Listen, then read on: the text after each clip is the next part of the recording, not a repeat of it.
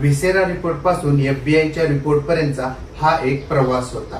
तर आज आपण पाहणार आहोत की फॉरेन्सिक एक्सपर्टच्या नजरेतून ही केस काय होती। ही केस केवळ राजकीय नव्हती, तर ही फॉरेन्सिक सायन्स साठी खूप महत्वाची आणि मोठी केस होती। तर आज आपण एक केस स्टडी करणार आहे, ज्याच्यामध्ये फॉरेन्सिकचे पुरावे आणि वैदिक पुरावे यांच्यावर आपण विश्लेषण करणार आहोत आणि ती केस स्टडी काय होती ही सर्व जाणून घेणार आहोत। मी Ashish Deepak Desai, founder and director of Drishti forensic lab. तर आज आपण पाहणार आहोत ती म्हणजे एक केस स्टडी।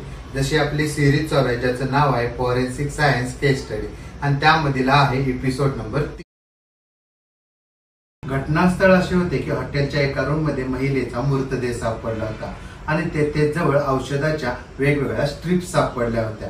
तसेच त्या महिलेच्या अंगावर जखमेच्या 10 ते 15 खुणा होत्या। Viscera report. मृत्यूनंतर शरीरातील अवयवांचे विश्लेषण करण्यात आले फॉरेन्सिक लॅब मध्ये।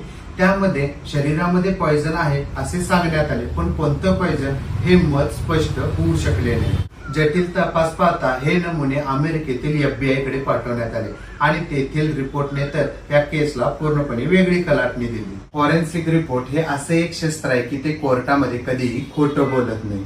जर तुम्हाला केस स्टडी आवडली असेल किंवा फॉरेन्सिकच्या बाबतीत जे विश्लेषण आहे, जसे की एफबीआयचा सहभाग, व्हिसेरा रिपोर्ट आणि घटनास्थळ, यावरून तुम्हाला काय कळाले, तुम्हाला केस स्टडी कशी वाटली, त्याबद्दलची कमेंटमध्ये आम्हाला उत्तर नक्की द्या। धन्यवाद।